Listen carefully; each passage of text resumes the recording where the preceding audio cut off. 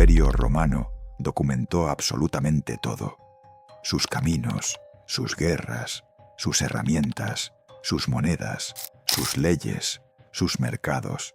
Sus filósofos catalogaron hasta los objetos más insignificantes de la vida cotidiana. Y aún así, hay un objeto que aparece en más de 130 sitios arqueológicos a lo largo de Europa entera, y en ningún documento romano, ni uno, lo sostiene en su palma. Cabe perfectamente. 12 caras simétricas de bronce, cada una perforada por un orificio circular preciso. Pequeñas protuberancias en cada vértice, hueco por dentro, fabricado con una técnica metalúrgica de alto costo, distribuido en silencio por todo el imperio, encontrado en docenas de países y jamás mencionado. Después de casi 2000 años, la ciencia moderna miró por primera vez dentro de este objeto. Lo que encontró no era lo que nadie esperaba, y una vez que lo comprenda, el silencio que rodea a este objeto dejará de parecer un misterio. Comenzará a tener perfecto sentido. El objeto se llama dodecaedro romano. Bronce hueco. 12 caras pentagonales. Un orificio circular en cada cara. Nódulos redondeados en cada vértice. Tamaño aproximado de un puño cerrado. Más de 130 ejemplares confirmados. Recuperados en Gran Bretaña, Francia, Alemania, Bélgica, Suiza, Hungría. Todos fabricados con la misma técnica: fundición a la cera perdida. Un proceso que exigía temperaturas extremas, dominio profundo de la metalurgia y años de formación artesanal. No era barato, no era simple, no era accidental. El Imperio Romano era la civilización más documentada de la historia antigua. Plinio el Viejo y Vitruvio catalogaron prácticamente cada herramienta y material en uso. Los administradores romanos mantuvieron registros censales en millones de kilómetros cuadrados. Cada legión tenía inventarios detallados de sus suministros. Este objeto no aparece en ninguno de esos registros. Ni un dibujo, ni una referencia, ni una línea. Cuando una civilización que registraba el peso de sus monedas y la composición de su cemento omite completamente un objeto fabricado a escala, esa omisión no es un error, es una decisión. El dodecaedro romano fue fabricado con precisión, distribuido ampliamente, costoso de producir, y requirió conocimiento especializado. Nada de eso es accidental. Y sin embargo no existe ningún registro histórico de la civilización que lo produjo. Eso significa una sola cosa: no fue olvidado. Fue mantenido deliberadamente fuera del registro. El misterio no es solo qué era este objeto, es por qué el imperio más poderoso de la historia actuó como si nunca hubiera existido. Si quiere seguir descubriendo lo que la historia intentó sepultar, suscríbase ahora, porque lo que viene es considerablemente más oscuro. ¿Por qué alguien enterraría un objeto tan valioso y nunca regresaría a buscarlo? Déjenos en los comentarios. ¿Qué cree que era este objeto y para qué fue utilizado? Durante décadas, cada nuevo hallazgo generaba las mismas preguntas sin respuesta. Hasta que llegó Norton Disney. En el condado de Lincolnshire, Inglaterra, un equipo arqueológico encontró un dodecaedro romano enterrado en un entorno completamente sellado. Capas de sedimento sin perturbación desde el momento exacto en que alguien lo depositó allí. No estaba fragmentado, no estaba dañado, prácticamente intacto, rodeado de cerámica antigua y monedas romanas, colocado con intención. Y lo más revelador no era el estado del objeto, era lo que ese contexto implicaba. Quien lo enterró no tenía ninguna intención de volver.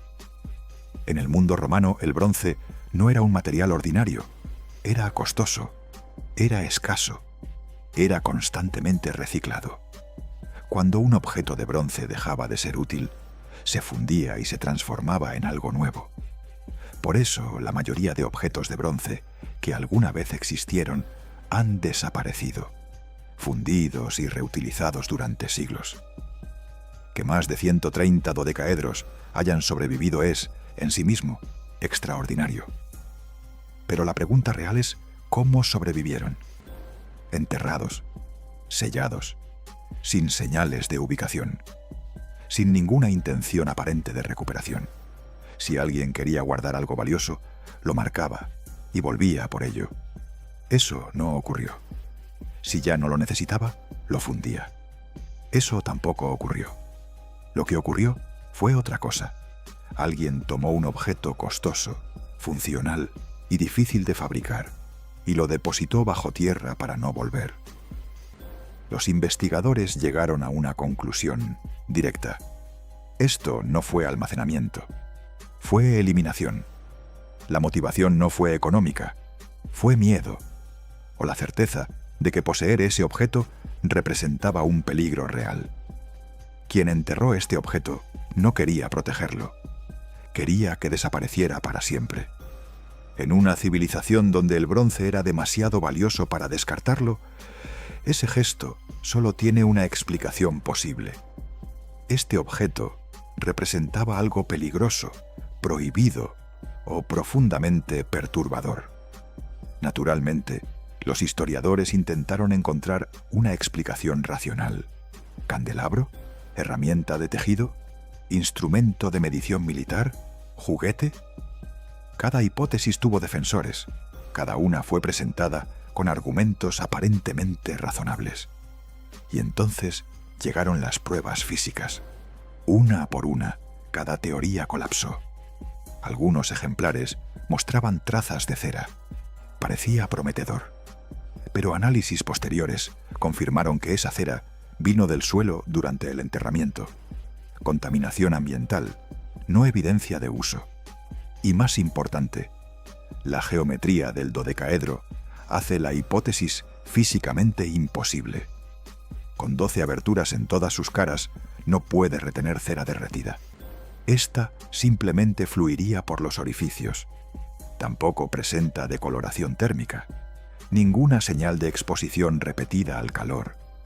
Los experimentos con réplicas demostraron que era técnicamente posible pasar hilos por los orificios, pero ningún ejemplar muestra desgaste en los bordes. Ningún residuo de fibra fue encontrado en ninguno de los más de 130 especímenes analizados.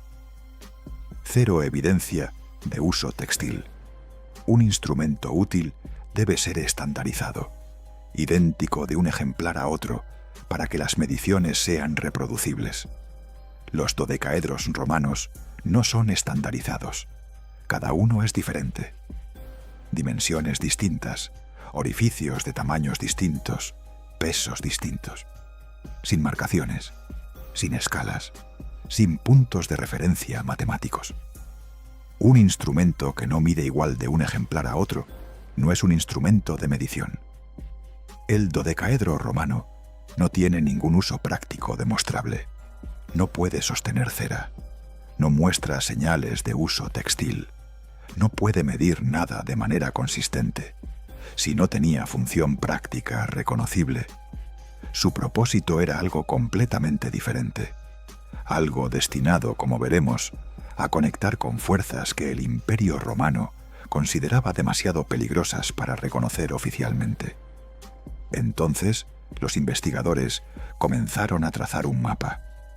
Y lo que ese mapa reveló cambió la dirección de toda la investigación. Deje en los comentarios si esto le está generando preguntas. Cuando los investigadores trazaron la ubicación exacta de los 130 ejemplares conocidos, el patrón fue inmediato. Claro, consistente, imposible de ignorar. Lo primero que el mapa reveló fue lo que no estaba allí. No había dodecaedros en Roma, no en Italia, no en Egipto, no en Siria, no en las grandes capitales provinciales del imperio, absolutamente ninguno en los centros del poder romano. Todos aparecían concentrados en las zonas fronterizas del norte y el noroeste, las regiones que hoy corresponden a la Galia, Germania y Britania, territorios donde el control romano era más reciente, más frágil, y donde las tradiciones celtas y druídicas seguían vivas bajo la superficie de la administración imperial. Y dentro de esas regiones, los lugares específicos de hallazgo compartían características muy concretas: cementerios anteriores a Roma, márgenes de ríos, puntos de cruce de agua, fuentes naturales sagradas, límites entre zonas habitadas y bosques densos, espacios que las culturas celtas consideraban lugares de transición, puntos donde la separación entre el mundo de los vivos y el mundo de los muertos no era absoluta. No eran ubicaciones aleatorias.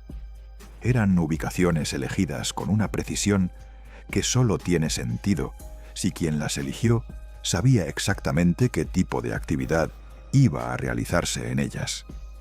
El Imperio Romano documentaba prácticamente todo, excepto lo que era demasiado peligroso reconocer.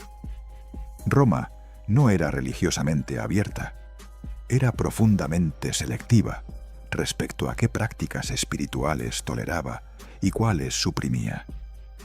Existían leyes específicas, las leges de maleficis, que prohibían explícitamente la magia ritual, la adivinación y cualquier práctica que involucrara manipulación de restos humanos o invocación de los muertos.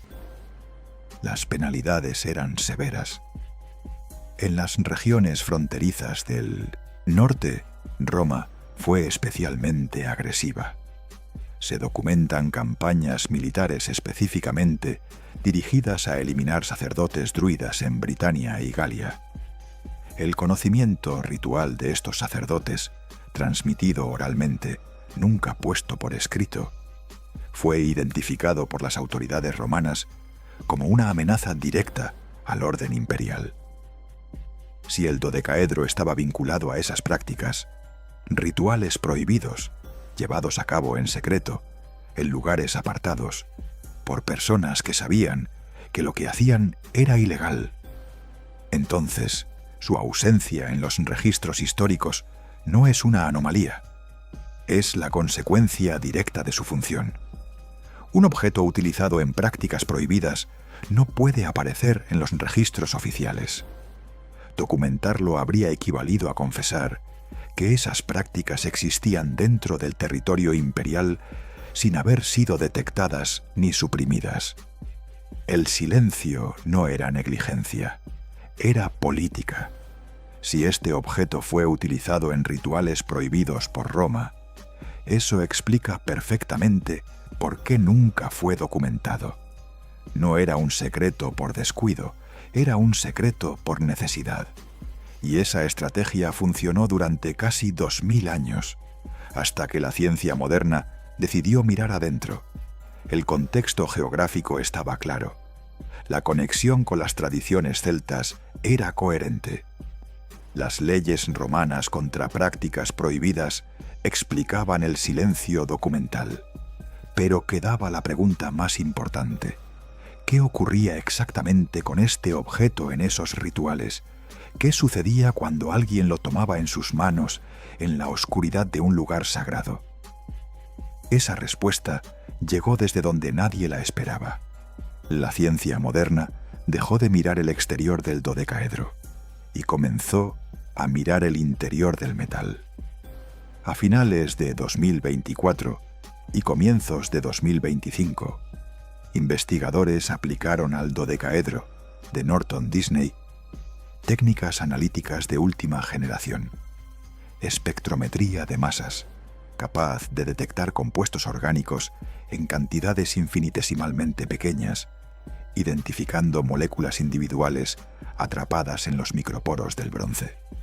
Análisis isotópico, que determina no solo qué sustancia estuvo presente, sino su origen biológico exacto, vegetal, animal o humano. Microscopía electrónica de barrido, que examina la superficie interna del metal a escala de nanómetros. Los primeros resultados fueron significativos, pero no sorprendentes. Ácido esteárico, derivado de grasa animal, a altas temperaturas, resina de pino, aceites aromáticos. Todo señalaba hacia un proceso de combustión controlada y deliberada. Pero entonces llegó el dato que lo cambió todo. Entre los residuos microscópicos atrapados en el metal, niveles elevados de fosfato de calcio, acompañados de partículas de carbono, de morfología muy específica. El análisis isotópico confirmó su origen sin margen de ambigüedad. Esas partículas no provenían de madera, no de ninguna planta, no de ningún animal. Provenían de hueso humano quemado, no fibras, no herramientas, no residuos artesanales, restos humanos, microscópicos, carbonizados, preservados durante 2000 años dentro del bronce de un objeto que Roma nunca quiso reconocer. Con ese hallazgo, cada teoría previa quedó obsoleta en un instante. Esto ya no era un misterio sobre la función de un objeto antiguo. Era otra cosa completamente. Recapitulé lo que sabemos. Fabricado con técnica compleja y costosa. Distribuido en secreto por las zonas fronterizas del imperio. Enterrado deliberadamente sin intención de recuperación. Completamente ausente de todos los registros históricos romanos. Y ahora confirmado. En su interior ardió una mezcla específica de grasa animal, resina de árbol, aceites aromáticos y restos humanos. Esto no fue improvisado, fue formulado. Alguien preparó esa mezcla con un propósito concreto. Y ese propósito estaba directamente vinculado a la geometría de este objeto. El análisis químico no dejó alternativa interpretativa. Las partículas de fosfato de calcio identificadas dentro del dodecaedro de Norton Disney provenían de hueso humano quemado, y eso transformó completamente la comprensión del objeto. Hasta ese momento, incluso los académicos más inclinados hacia una interpretación ritual asumían que su función era contenedora o simbólica. El análisis demostró algo diferente.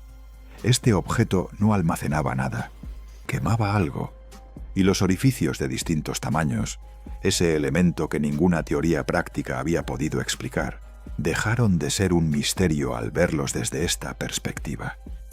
Se convirtieron en un sistema de combustión. Los orificios de mayor diámetro regulaban la entrada de oxígeno, manteniendo la llama activa y controlada. Los orificios menores, especialmente los superiores, creaban diferencias de presión interna que dirigían activamente la salida del humo. No de forma difusa, sino en corrientes específicas, canalizadas, casi geométricamente definidas.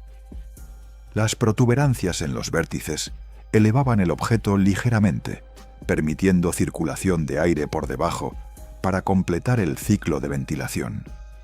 El resultado, patrones de humo controlados, humo guiado, moldeado, llevando consigo partículas microscópicas de restos humanos. El dodecaedro romano era, con toda probabilidad, un dispositivo de combustión ritual, diseñado para quemar restos humanos de manera controlada, diseñado para generar patrones de humo específicos que podían ser observados e interpretados en un contexto ceremonial. No era un contenedor, no era una herramienta doméstica, era un instrumento.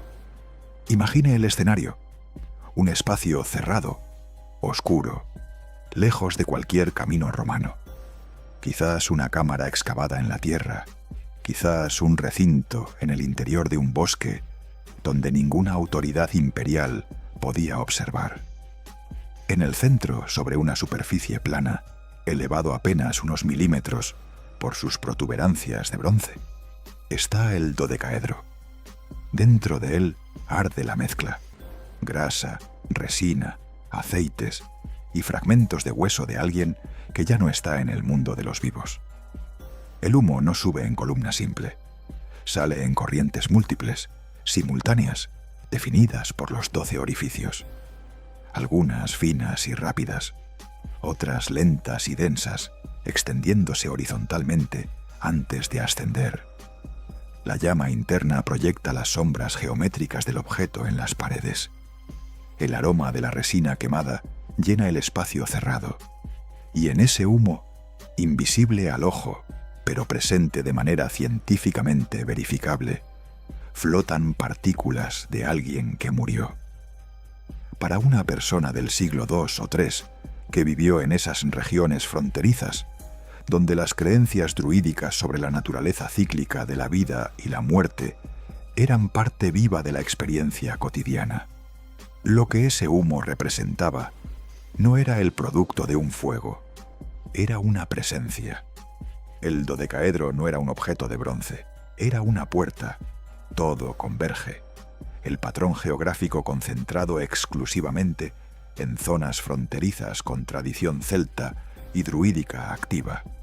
La ausencia deliberada y total en los registros de un imperio que documentaba absolutamente todo, excepto lo prohibido. El entierro sin señales ni intención de recuperación. El gesto de quien necesitaba eliminar algo peligroso, no preservarlo. El fracaso de todas las teorías funcionales propuestas durante décadas. Y el análisis químico que confirma restos humanos quemados dentro de un dispositivo diseñado para producir humo controlado en espacios cerrados. La conclusión es incómoda precisamente porque es coherente.